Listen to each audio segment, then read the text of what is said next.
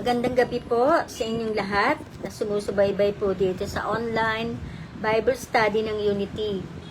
Ako po ay ang magtuturo ngayon, si Sister Edna Mular. Ako ang nakasign ngayon. Ngayon po ay atin pong tatalakayin o pag-aaralan ang pagkaunawa kung sino ka sa ngayon kay Kristo. Sino nga ba tayo sa Panginoon ngayon?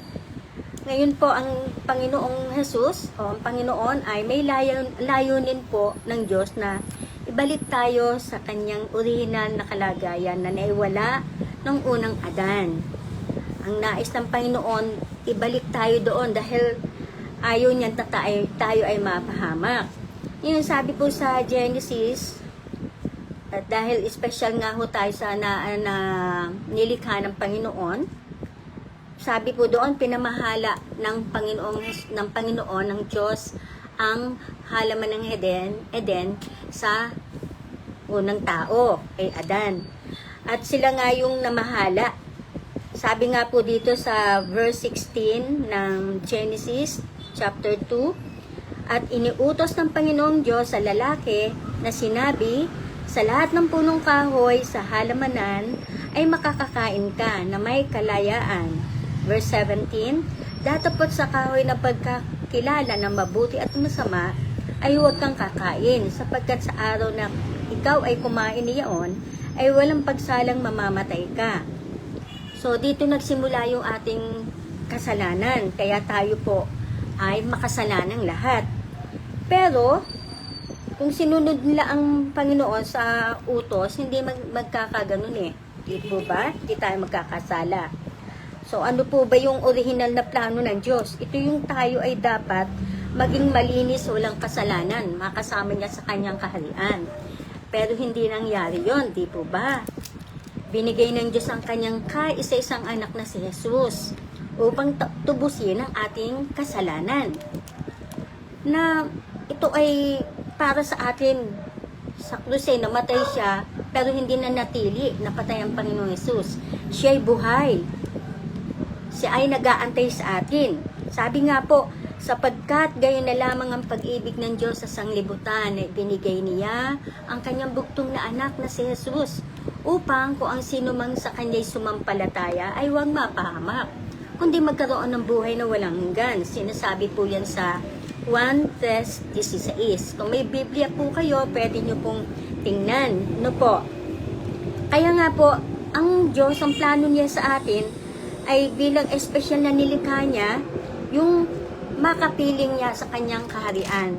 Kaya nga po, hindi kasi pwedeng tayo ay maging, dapat matuwid tayo eh. Tayo, dapat talaga noon pa, kung hindi nagkasala, di tayo ay naroon na sa kaharian ng Diyos. Ngayon dito po, para din itong kumbaga, mahal na mahal tayo ng Panginoon eh. Ayaw niya tayo mapahamak eh. Kaya ngayon, isang halimbawa kung nabasa niyo po sa Biblia, yung sa Lucas 15, na tungkol po ito sa alibughang anak. Alam po natin ang kwento tungkol dito, di po ba, na itong anak ay hiningi na yung kanyang mana sa kanyang ama. Dahil mahal naman siya ng ama, binigay niya na. Pero ang nangyari, yung binigay na pera o yung yaman na mana niya ay nabaliwala, nagastos niya kung saan-saan at hanggang ito'y maubos. So, makikita rin natin dito yung alibuhang anak na nagbalik siya sa kanyang ama. Alam niya na nahihiyaman siya pero kailangan dahil wala na siyang makain. Pero dito, titingnan po natin kung paano siya tinanggap ng kanyang ama at tuwang-tuwa siya sa pagbabalik ng kanyang anak. Ganun din po tayo sa Panginoon eh. Pag tayo ay bumalik sa Kanya, tanggapin natin siya bilang Panginoon at tagapagligtas, nako, gaano kasaya ang Panginoon. Tayo mga tao na nananampalataya sa ating Panginoon. Kaya nga, kailangan ay pakita natin yung pag-ibig natin sa Panginoon dahil tayo ay nasa Kanya na. At alam po ba natin na sino mang tao na tinanggap at ginawang Panginoon at tagapagligtas ng Panginoon ay magkakaroon ng mga kalagayang ganito. Ito po yung sinasabi dito po sa una, nagkaroon tayo ng pag tinanggap na yung kapatawaran natin at nalinis na tayo. Nilinis na yung kasalanan natin. Basta tinanggap ng isang tao ang Panginoon, lilinisin siya ng Panginoon. Papasok siya sa buhay ng taong tumanggap. Di po ba? Sabi nga po doon sa Efeso 1:7, babasahin ko po sa inyo na sa Kanya'y mayroon tayong ating katubusan sa pamamagitan ng Kanyang dugo na kapatawaran ng ating mga kasalanan ayon sa mga kayamanan ng Kanyang biyaya.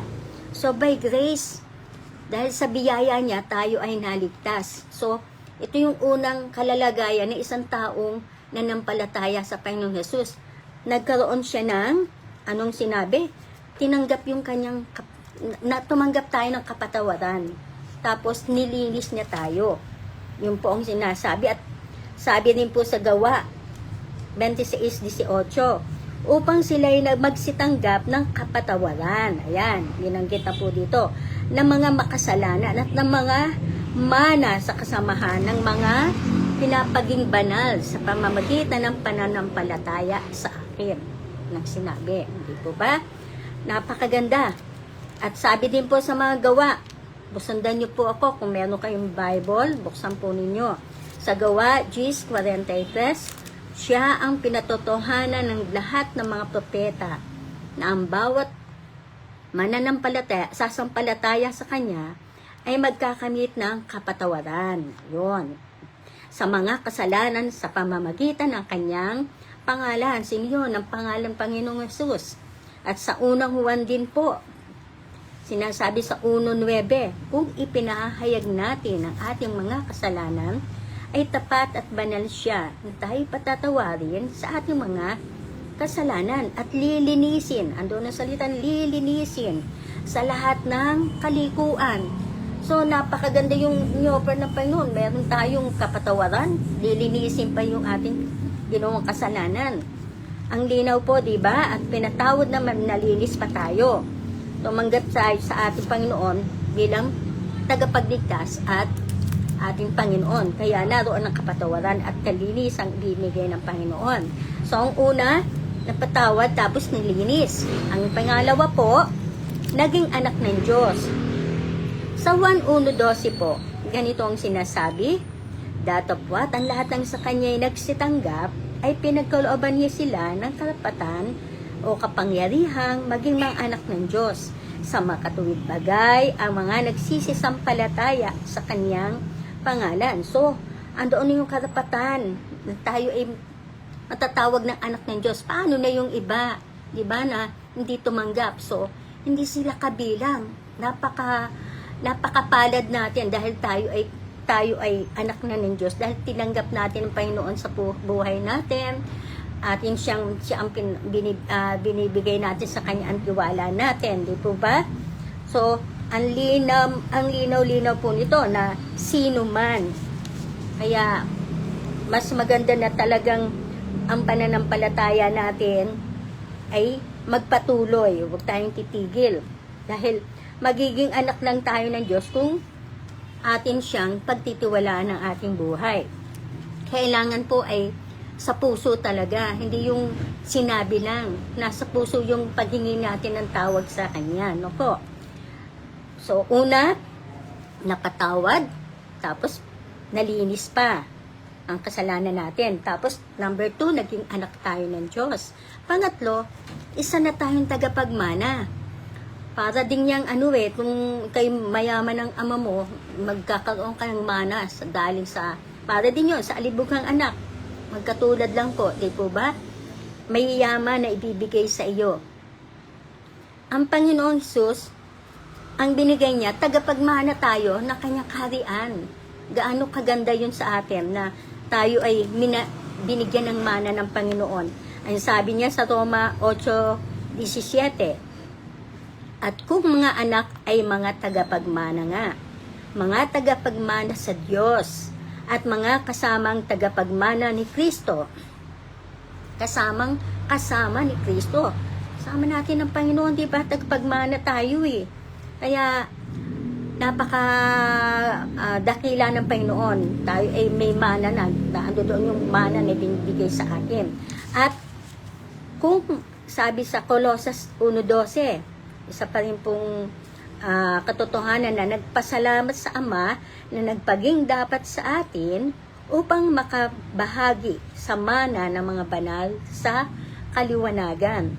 Ang tagapagmana ay tayo, na wala sa kadiliman na tayo, nasa kaliwanagan na tayo. Dahil sa ating pananampalataya sa Panginoon, tinanggap niya natin, ang Panginoon sa buhay natin, andoon yung kapatawaran at nalinis na tayo. Tapos naging anak na tayo ng Diyos, tapos tagapagmana pa, saan ka pa, di ba? Kaya, kailangan natin ng Panginoon sa buhay natin. Pang-apat, na kalalagayan natin pag tinanggap natin ang Panginoon sa ating buhay. Tumanggap na makalangit ng pagkamamamayan. Yung citizenship natin in heaven, di ba? Ang isang tao para maging, sabihin natin sa US ngayon, daming libo-libong pinauuwi dahil hindi talaga citizen ng US. Di po ba? Wala silang green card talagang sinasabi. So, para ding pag ang taong tumanggap sa Panginoon, siya ay mamamayan na ng kalangitan. Citizen na tayo ng heaven. Kasi ang ating Panginoong Jesus, tayo ay tinanggap natin siya bilang ating Panginoon. So, mamamayan na tayo ng langit. Kasama tayo doon. Gayun din po tayo, hindi tayo dapat na yung mga hindi tumanggap sa Panginoon, nakakaawa naman, di po ba? Pero dahil tayo ay mga anak ng Diyos, mas maganda kung sino man po yung nanonood ngayon na hindi pa tumanggap sa Panginoon, sana, para malaman mo magkaroon ka ng citizenship in heaven, tanggapin mo ang Panginoon sa buhay mo. Diba? Magsisi ka sa kasalanan mo. Okay? Pero kailangan totoo yung pagsisisi. Diba? Tapos, sabi nga rin po dito sa Pilipos 3:20, sapagkat ang ating pagkamamamayan ay nasa langit. Mula doon ay hinihintay naman natin ang tagapagligtas, ang Panginoong Hesukristo. Diba? Naantay tayo ng Panginoon.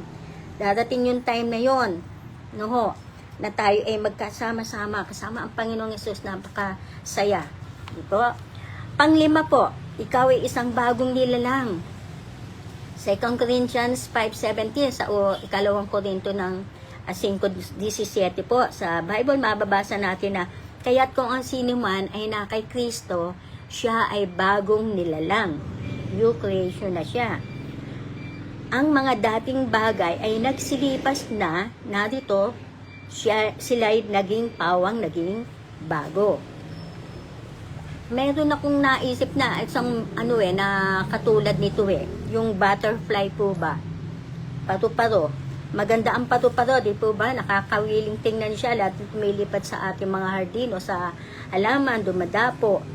Una, uod pa lang ito na may balot. Kapag nakumpleto na yung proseso niya, lumilipad na siya at may bagong anyo na. May bagong anyo na yung pato-paro. Hindi na katulad ng dati na uod. Ang buhay ng tao na wala kay Kristo ay pangit. At nagpapalooban ng dilim ng kasalanan, gaya ng uod na may balot, napapalooban ng kasalanan. Pero, kung ibibigay niya ang kanyang buhay kay Kristo, makakalabas siya sa ganyang kalagayan. Gaya ng paru-paro, mararanasan niya ang bago at magandang buhay na hindi kagaya ng dati. Diba? Ganito ang kapanganakang muli. Maganda ang katatayuan, kalalagayan. At dahil si Kristo ay nasa ating buhay, bago na tayong nilalang.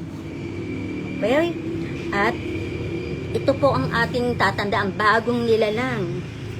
Hindi na tayo yung dati Hindi na yung dating tayo. Kung tayo ay gumagawa ng hindi maganda, dumidiretso, nagiging matuwid tayong tao. Bagong nilalang na tayo para maging kalugod-lugod tayo sa harapan ng Panginoon. Number 6 na po tayo, ligtas. Nang tanggapin natin ang Panginoong Hesus, naroon yung kaligtasan niya binigay sa atin. Sabi sa mga gawa din sa 6:31 po, at kanilang sinabi, manampalataya ka sa Panginoong Hesus at maliligtas ka. O sasampatataya ka lang sa Panginoong Hesus, na andun ang kaligtasan eh. Ikaw at ang iyong sambayan, ligtas ka. Ito ay dahil sa nanampalataya ka tayo sa Panginoon. So ligtas. Number 7, may buhay na walang hanggan. So, ang ganda. Forever na buhay, walang hanggan. Sabi sa Juan 10:28, at sila'y binibigyan ko ng walang hanggang buhay, at kailan may hindi sila malilipol. Sino man sa aking kamay ay hindi sila aagawin. So, pag tayo ay nasa Panginoon, hawak niya tayo eh. Hindi niya tayo para pabayaan pa. Na andyan siya, may higpit ang hawak niya sa atin. Malibang ikaw na lang umalis, pero ang Panginoon, mahal ka, hindi ka dapat malungkot o pag may problema, nagkakaroon na ng ibang kaisipan, nagkakahasala na. Pero pag ang Panginoon ay nasa iyo, yung buhay na walang hanggan, na pinagkaloob niya, mararanasan natin yon sa pagdating ng panahon na tayo ay kunin ng Panginoon, di po ba? Ang grabe talaga na hindi tayo aagawin ng sinuman kahit walang makakagalaw sa atin, basta ang Panginoon ang nasa ating buhay. Tandaan po natin yon, hawak niya tayo. At number 8 na po tayo, yung 6, ligtas, yung 7, walang hanggan, pang-8, matuwid. Sabi sa 2 Corinthians 5:21 o 5:21, yaong hindi nakakikilala ng kasalanan ay kanyang inaring may sala dahil sa atin, upang tayo ay maging sa kanya'y katuwiran ng Diyos. Ang isang nananampalataya ay dapat laging nakaugnay sa Diyos para hindi siya lumihis sa kanyang ginagawa. Napakahalaga po na tayo ay nagbabasa ng salita ng Diyos para hindi tayo malihis ng landas. Kasi ito po ang nagtuturo sa atin kung ano yung dapat natin gawin. Ito ang kinakausap tayo ng Panginoon sa pamamagitan ng salita niya.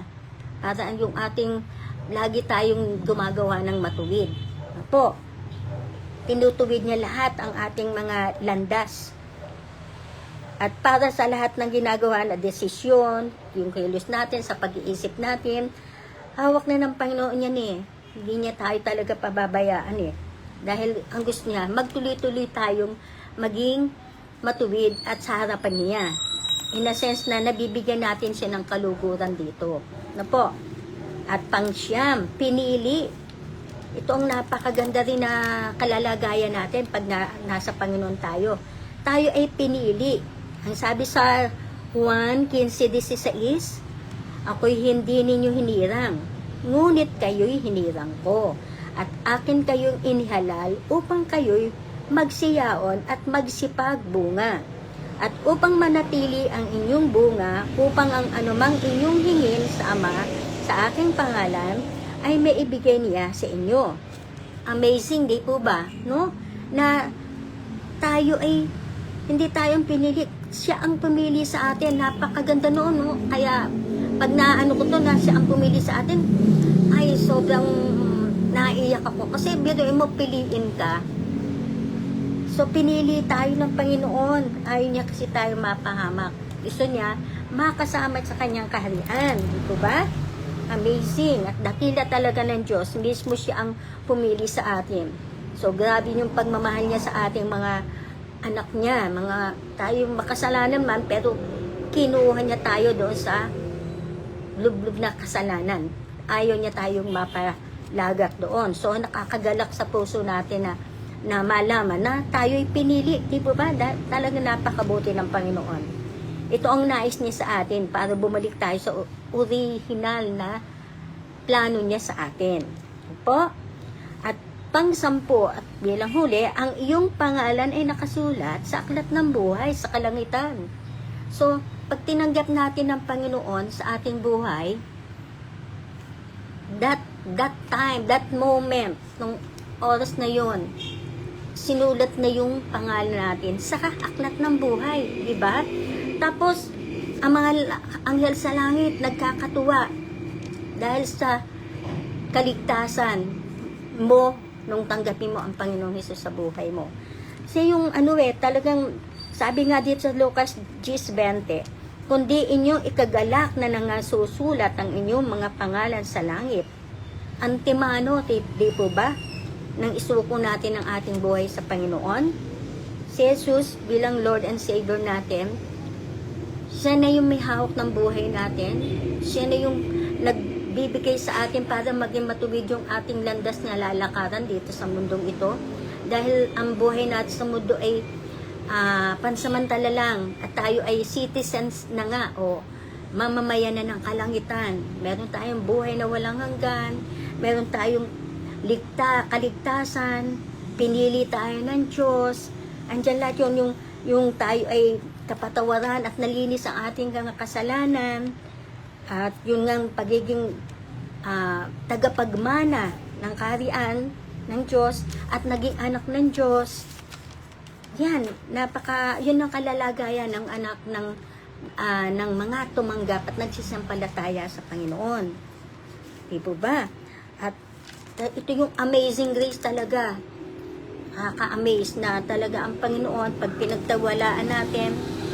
Ay nako, hindi ka na malilihis. May mga pagsubok man, andyan ang Panginoon para ituwid ka, at siya yung tagapagmana nga tayo lahat ng kailangan natin ipagkakaloob niya. Sasabihin yung imposible, pero hindi imposible. Hindi sinungaling ng Diyos para ibigay niya itong mga kalalagayan, itong aking binanggit ay hindi natin makamit. Ito'y atin. Ito na yung pangako ng Diyos na mababasa natin sa salita ng Diyos sa Bible. Di po ba? Yung 10 niya na meron tayo. Ito po yung hamon di po ba, sa atin? Na wala pang pag walang ginawang pagsusuko ang isang tao, hindi siya mapupunta sa ganitong kalalagayan. Yung mga binanggit ko yung 10. Opo, uulitin ko po. Ang una nga ay kapatawaran ng kasalanan, nilinis tayo. Pangalawa, naging anak ng Diyos. Tapos isa ka ng tagapagmana. Tumanggap na ng makalangit na pagkamamayan. Ikaw ay isang bagong nilalang. Ligtas. May buhay na walang hanggan. Matuwid. At pinili. At ang kaulan ay yung pangalan nakasulat na doon sa aklat ng buhay. Yon ang ating kalalagayang mga nagsampalataya sa ating Panginoong Jesus. Kaya sa akin pong iba po kasi yung kagalakan na binibigay ng Panginoon sa isang taong na kay Kristo. Sa ating paligid, marami pa tayong dapat na dapat bahaginan ng salita ng Diyos na hindi pa nakakarinig ng salita ng Diyos. Iba po yung kagalakan ibibigay natin sa kanila. Nito lang nagpapasalamat din ako bilang experience ko rin po. Nung linggo lang uli, meron akong napatanggap sa Panginoon na kabataan na kami mag-asawa. Salamat kay Jam, kay Kay na anak ni kapatid na Blessy, ang nanay Relly na nanay ng aking asawa. Sila ay tumanggap sa Panginoon, si Jenny at saka si Arlene. Papasalamat ako sa buhay ng mga taong ito at salamat sila ay patuloy na binabago ng Panginoon.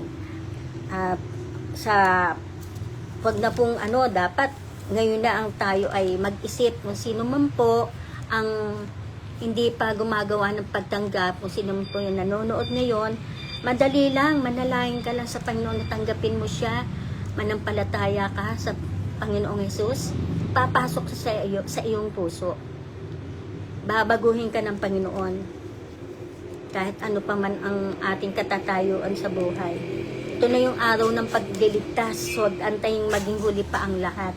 Di po ba? At salamat po at sa inyong pakikinig o sa mga araling ito ay nawa po ay naunawaan yung mabuti. Salamat po sa mga nanonood ngayon at nakikinig sa akin ngayon sa online Bible study. At ngayon nga po, mananalangin tayo bilang pagtatapos. At yung manalangin, salamat o Lord sa kabutihan mo sa amin. Tunay na yung kalalagayan ito binigay mo sa amin na kami ay na-amaze sa kabutihan mo. Napakaganda, napakadakila ng ginawa mo sa aming buhay. Hindi mo kami nais na kami mapahamak. Sinagip mo, Panginoon, kami dahil sa iyong banal na dugo, Panginoon, na ikaw ay walang kasalanan, na andyan ka para kami ay sagipin sa kasalanan. Salamat o Lord, napakabuti mo, napakadakila mo. Binabalik namin sa iyong kapurihan, Panginoon. At nagpapasalamat din po ako sa mga nanood po, nakinig ng salita mo. Tunay na ito ay matimo sa isipan, sa puso nila, at silang hindi pa tumatanggap sa iyo bilang Panginoon, tagapagligtas, Panginoon. Dalangin mo, itouch mo, hipuin mo ang kanilang puso. Sa iyo tinitiwala ko po ang gabing ito na patuloy mong babayan ang bawat isa sa amin. Sa tanging pangalan ni Jesus, ito po ang aming dalangin. Amen. Good evening po. Announcement po. Prayer meeting po 7:30 p.m. every Friday online at face-to-face. Bible study online every Wednesday 7:30 hanggang 8 o'clock. At Sunday service 8:30 to 10:30. Kayo po ay inaanyayahan namin kung nais nyo pong mag-attend. Welcome po kayo sa Unity Christian Church dito sa amin, Unity in Christ Alone Church. Thank you for watching our prayer meeting. Like the video and subscribe to our YouTube channel. You can also follow our Facebook page for updates. The link will be provided in the description box below. To God be the glory.